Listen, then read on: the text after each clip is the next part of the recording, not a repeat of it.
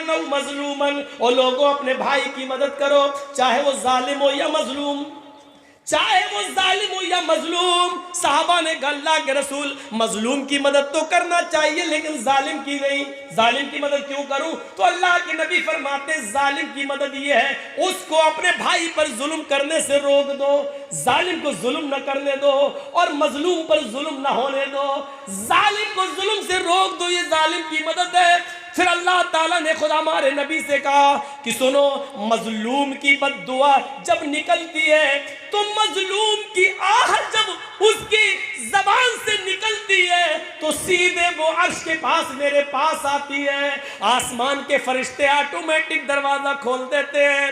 मजलूम की आह के आगे फरिश्ते रुकावट नहीं बनते। जैसी ये आवाज जाती है मजलूम की बद्दुआ जब निकलती है तो पहला दरवाजा खुलता है, दूसरे दरवाजे पे जाती है फरिश्ता हट जाता है, तीसरे दरवाजे पे जाती है फरिश्ता दरवाजा खोल देता है, ये डायरेक्ट अल्लाह के अर्श से टकराती है। अल्लाह के नबी फरमाते हैं कि अल्लाह ने फरमाया इत्तक़ी दामतल मज़लूम फ़इन्नहा बैनी व बैनकुम हिजाब, मेरे और उसके दरमियान कोई हिजाब नहीं है, मजलूम की बद्दुआ से बचो, मेरे और उसके दरमियान कोई पर्दा नहीं है, वो डायरेक्ट मेरे पास आती है और जिसका कोई नहीं होता फिर उसका मैं होता हूं। फिर उस मजलूम को इस दुनिया में ऐसी मदद देता हूं और जालिम को लोगों के सामने निशाने इबरत बना देता हूं। फिर उसने कहा आए नबी, लोगों को बता दो कि हुकूमतें और सल्तनतें कुफ्र से तो चला सकते हो लेकिन जुल्म से नहीं चला सकते हो। जब जुल्म हद से बढ़ जाता है तो फिर जालिमों का निशान मिट जाता है, नामो निशान खत्म हो जाता है। इसीलिए अल्लाह ताला ने हमारे नबी को जालिम नहीं रहमत बनाकर भेजा और ऐलान कर दिया वमा अरसलनाका इल्ला रहमतल लिल आलमीन। ऐ मोहम्मद सल्लल्लाहु अलैहि वसल्लम, हमने आपको सारी कायनात के लिए रहमत बनाकर भेजा। फिर ऐसी रहमत कि अल्लाह के रसूल जंगल में लैट्रीन के लिए जा रहे हैं और आपका पानी का बर्तन अबू सईद खुदरी पकड़े हुए हैं। एक सहाबी रसूल थोड़ी दूर जंगल में जाने के बाद अबू सईद खुदरी ने कहा अय अल्लाह के रसूल, जंगल आ गया है, ये दरख्त बने हुए झाड़ियां, आप यहाँ चले जाइए और लैट्रीन कराइए। पानी का बर्तन अल्लाह के नबी ने ले लिया, अल्लाह के रसूल क़ज़ाए हाजत के लिए चले गए। अबू दाऊद के सफ़हात पर यह मंजर देखा जा सकता है। अल्लाह के नबी लैट्रीन के लिए झाड़ियों में चले गए और अबू सईद खुदरी एक पेड़ के नीचे बैठ गए कि अल्लाह के नबी आएंगे तो साथ में हम चले जाएंगे घर। बैठे, जिस पेड़ के नीचे बैठे उसी पेड़ के ऊपर एक चिड़िया का घोंसला है। उस चिड़िया के छोटे छोटे दो बच्चे उस घोंसले में ची ची कर रहे हैं। अबू सईद खुदरी ने चढ़ के देखा तो दो छोटे छोटे बच्चे उनको बहुत खूबसूरत लगे। उन्होंने उन दोनों छोटे बच्चों को ले लिया, अपने घर में ले जाऊंगा, इनको पालूंगा, इनको पोसूंगा, ये बड़े खूबसूरत बच्चे हैं। थोड़ी देर के बाद क्या देखते हैं कि चिड़िया आई, उसके मुंह में दाना था, वो अपने बच्चों को के लिए दाना लेने गई थी, अपनी चोंच में दाना लेकर आई कि मैं अपने बच्चे को दे दूं, लेकिन जब घोंसले में देखती है कि बच्चे नहीं है तो दाना उसी घोंसले में रह गया और ची ची करने लगी, गोया कि वो अपने बच्चों को आवाज दे रही हो। उसने कान लगाया तो उसको ची ची की आवाज नीचे ही सुनाई दी। चिड़िया ने देख लिया कि एक आदमी है और उसके हाथ में दो छोटे छोटे बच्चे हैं। वो नीचे उतरती है, अबू सईद खुदरी के सर पर मारती है और ऊपर उड़ जाती है। फिर अबू सईद खुदरी उन बच्चों को देखते हैं, फिर वो चिड़िया नीचे आती है और अबू सईद खुदरी के सर पे पर मार के भाग जाती है। गोया कि वो ये कह रही है कि मेरे बच्चों को मेरे हवाले कर दो, मुझे मेरे बच्चे चाहिए। इतने में अल्लाह के रसूल लैट्रीन से फारिग होकर आ रहे हैं। आपने देखा चिड़िया अबू सईद खुदरी के सर पे मुंडला रही है और अबू सईद खुदरी के हाथ में दो बच्चे हैं। वहीं से चीख कर कहते हैं आए अबू सईद, तुमने इस चिड़िया का दिल दुखा दिया। आए अबू सईद, तुमने इसके बच्चे लेकर इसके दिल को सताया है। जिस तरह हमें अपने बच्चों से मोहब्बत होती है, हमें अपने बच्चों से प्यार होता है, उसी तरीके से इन परिंदों को भी अपने बच्चों से मोहब्बत होती है। आए अबू सईद, इस चिड़िया के बच्चे वापस कर दो। अबू सईद खुदरी ने बच्चा छोड़ा, चिड़िया फौरन आई और उसने चोंच से अपने बच्चे को पकड़ा और उड़ती हुई गई और घोंसले में रखाई। फिर आई और दूसरा बच्चा लेकर घोंसले में आए रख दी और अबू सईद खुदरी अल्लाह के नबी के साथ वापस आ गए। अबू सईद खुदरी कहते हैं कि मैं 3 दिन या 4 दिन के बाद उसी जंगल में गया और मैंने सोचा कि कुछ दाना ले जाऊं और उस चिड़िया के घोंसले में डाल दूं। जो चिड़िया अपने बच्चों के लिए इधर उधर से दाना लेके आती है तो हम ही थोड़ा सा दाना ले जाएं और उसके घोंसले में रखाएं। 3 या 4 दिन के बाद जब मैं उस जंगल में पहुंचा तो क्या देखता हूं, उस चिड़िया का घोंसला भी आ नहीं रहा। चिड़िया दूसरी जगह अपना घोंसला बना ली है और अपने बच्चों को यहां से ले गई है, क्योंकि वो समझ गई कि यहां मेरे बच्चे महफूज नहीं है। आज किसी ने पकड़ा, कल कोई और भी ले जा सकता है। अल्लाह के रसूल ने दूर से देखकर कहा, अबू सईद, तुमने चिड़िया का दिल दुखाया, ये रहम था।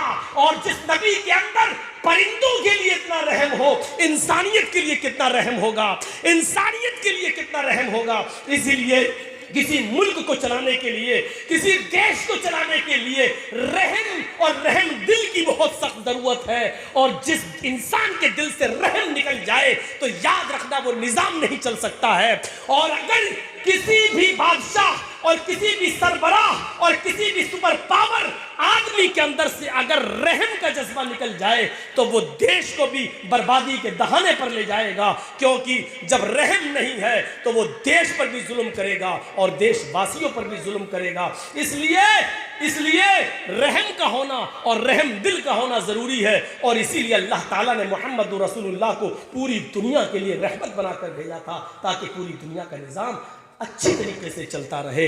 इसलिए याद रखना, जिन लोगों के दिलों से रहम निकाल लिया गया, तारीख ने उनको माफ़ नहीं किया, बाद में आने वाले वक्त ने उनको दोहराया। और आज देख लो, किसी को हिटलर कहा जा रहा है, किसी को जालिम कहा जा रहा है, किसी को कुछ कहा जा रहा है, किसी को कुछ। तारीख ने उनको माफ़ नहीं किया और तारीख कभी किसी को माफ़ नहीं करती, इतिहास कभी किसी को माफ़ नहीं करता। और वक्त आज तुम्हारा है, कभी हमारा भी होगा, क्योंकि वक्त हमेशा एकसा नहीं होता है। इसीलिए वक्त का मामला अल्लाह ने किसी एक के हाथ में नहीं दिया, ये बदलता रहता है।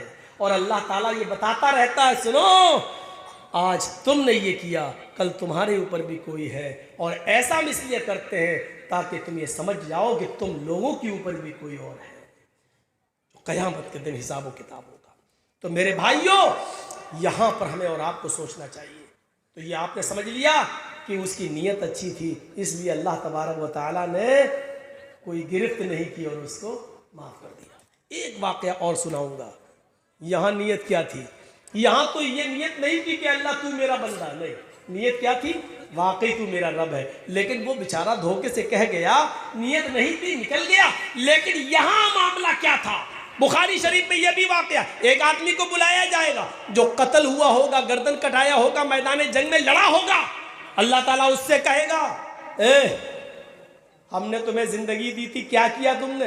अरे अल्लाह, तूने हमें जिंदगी दी थी, हमने तेरी राह में जिंदगी खर्च कर दी है। हम तेरी राह में इतना लड़े, कई काफिरों को मारा और उसके बाद एक तलवार मेरी गर्दन पर भी चल गई, मैं तेरी राह में मारा गया। अल्लाह कहेगा झूठ बोलता है तू। वो कहेगा अल्लाह मैं झूठ बोल रहा हूं? अल्लाह कहेगा हाँ। आए अल्लाह, अपने फरिश्तों से पूछ, मैं मैदान जंग में गया था या नहीं गया था? अपने फरिश्तों से पूछ, मैंने अपनी बीवी बच्चे छोड़े थे या नहीं छोड़े थे? अपने फरिश्तों से पूछ, मैंने अपनी जमीन प्रॉपर्टी जायदाद छोड़ी थी कि नहीं छोड़ी थी? अल्लाह कहेगा जमीन छोड़ी थी, ये सच है। प्लॉट छोड़ा था, सच है। बीवी बच्चे छोड़े थे, सच है। मैदान जंग में गया था, ये भी सच है। तलवार चलाई थी, ये भी सच है। अपनी तलवार से कई काफिरों को मारा था, ये भी सच है। और तलवार चलाते चलाते तू भी मारा गया, ये भी सच है। ये सब सच है, लेकिन ये सच नहीं है कि तू मेरी राह में मारा गया है। तू मेरी राह में मारा गया, ये सच नहीं है। कहा अच्छा, सब सच है, ये सच क्यों नहीं है?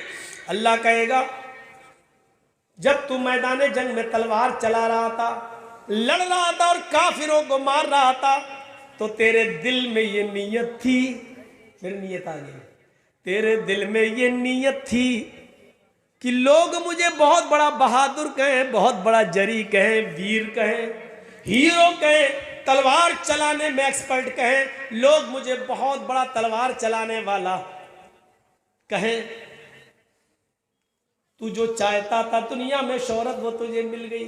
जब तू मेरे लिए लड़ा ही नहीं तो जन्नत में तुझे क्यों दूं? देख रहे हैं, घर भी छोड़ा, बीवी बच्चे भी छोड़े, जमीन जायदाद भी छोड़ा, मैदान जंग में कई काफिरों को भी मारा, लड़ा, खुद भी मारा गया, लेकिन इसके बावजूद जन्नत नहीं मिली। क्यों? जुर्म क्या था? सिर्फ इतना सा कि उसके दिल में ये नीयत आ गई, लोग मुझे बहुत बड़ा बहादुर कहें। इतनी सी खामी उसके दिल में पैदा हो जाने की वजह से ये आदमी कहां गया? जहन्नम में। अल्लाह कहेगा फरिश्तों उठाओ, जहन्नम में डाल दो, क्योंकि ये मेरे लिए नहीं लड़ा।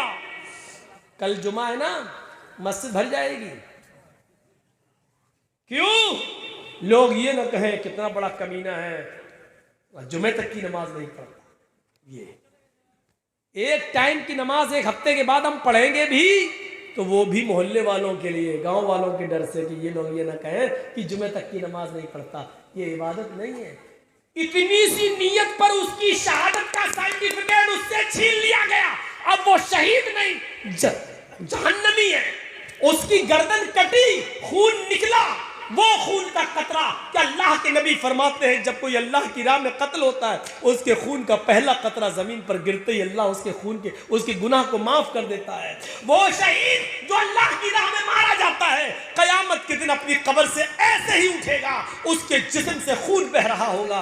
अल्लाह कहेगा फरिश्तों, इसका मैं क्या हिसाब लूं, इससे मैं क्या सवाल करूं? ये तो मेरे लिए अपनी पूरी जिंदगी खुद खर्च करके आया, जाओ इसको बगैर हिसाब और किताब जन्नत में दाखिल कर दो। इतना बड़ा शहीद का मकाम। लेकिन अल्लाह क्या कह रहा है?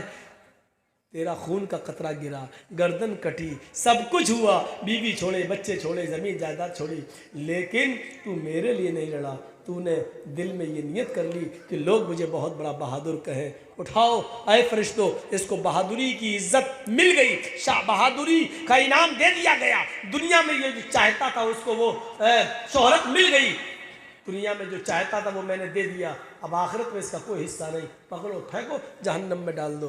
बल्कि बुखारी की हदीस तो ये भी कहती है कि जहन्नम सुलगाई ही उसी से जाएगी, 3 लोगों से, अमीर, शहीद और मौलवी। हम लोग भी पीछे नहीं हैं। 3 लोग, अमीर जिसने सदका और खैरात तो किया होगा लेकिन लोग उसे बहुत बड़ा सखी कहें, क्या क्या देता है वो, देखो वो उसका हाथ खुला है, जो जाता है उस लौट, उसके दिल में ये था उस अमीर को, चल। और शहीद तो है ही, अभी बता दिया, लोग मुझे बहुत बड़ा बहादुर कहें, चल तू भी आ। और आलिम कुरान, आलिम हदीस, लोग उसे बहुत बड़ा मौलवी कहें, बहुत बड़ा मुकर्रिर कहें, उसके दिल में यह लोग मुझे बहुत बड़ी इज्जत दें, बहुत बड़ा मौलवी। तो ये तीनों अल्लाह जहन्नम में आग इन्हीं से लगाएगा। आप लोग चूल्हा जलाते हैं ना, लकड़ियाँ रखते हैं तो घासलेट डालते हैं, मिट्टी का तेल डालते हैं, या पहले कुछ कागज़ वागज़ लगा देते हैं ताकि लकड़ी आग पकड़ ले। तो ये 3 लोग जहन्नम का ईंधन बनेंगे, शहीद, मौलवी और अमीर। ये तीनों लोग जहन्नम, अल्लाह इनमें आग लगा के जहन्नम को भड़काएगा, जहन्नम को। इतनी सी नीयत की वजह से एक शहीद को शहादत का सर्टिफिकेट छीन लिया गया।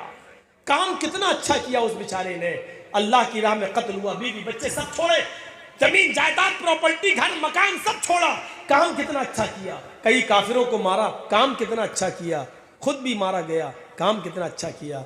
लेकिन ये अच्छा काम बेकार हो गया। क्यों? क्योंकि उसके दिल में ये नियत आ गई कि अल्लाह ताला मुझे लोग बहुत बड़ा बहादुर कहें। इस इतनी सी नियत ने उसके सारे काम को बेकार कर दिया। इज़ल तक़ल मुस्लिमानी बिसैफ़ैहिमा फल क़ातिल वल मक़तूल फ़िन्नार। जब दो मुसलमान तलवार लेकर, पिस्टल लेकर, बंदूक लेकर बाहर आ जाएं और दोनों एक दूसरे को मारें, एक मरेगा एक मारेगा, ज़ाहिर देखा यही गया। जब दोनों लोग लड़े तो एक मारता एक मरता है। जख्मी तो हो सकता है लेकिन दोनों मर नहीं सकते, एक मारेगा एक मरेगा। अल्लाह के नबी फरमाते हैं मारने वाला भी जहन्नमी, मरने वाला भी जहन्नमी। जो मारने वाला कातिल वो भी जहन्नमी, जिसको मारा गया वो भी जहन्नमी। सहाबाए किराम ने सवाल किया, सहाबाए किराम ने सवाल किया, हाज़ल कातिल फमा बालुल मक़तूल। आय अल्लाह के रसूल, कातिल को मर्डर करने वाले को जहन्नम में जाना चाहिए क्योंकि वो कातिल है, मक़तूल जहन्नम में क्यों जाएगा? वो तो मारा गया, वो तो कत्ल किया गया, वो बेचारा जहन्नम में क्यों जाएगा? सुनिए अल्लाह के नबी ने यहाँ क्या कहा। अल्लाह के नबी फरमाते हैं वो मक़तूल जिसको कत्ल किया गया वो भी जहन्नम में जाएगा, इसलिए इन्नहु काना हरीसन अला क़त्ल साहिबी, क्योंकि उसके दिल में ये नियत थी कि मैं इसको मार डालूं। मरने से पहले उसके दिल में भी ये नियत थी कि मैं अपनी तलवार से इसको कत्ल करूं, मैं अपनी बंदूक से इसको मार डालूं। मार नहीं पाया लेकिन नियत तो थी। इस नियत की वजह से जो मर गया है वो भी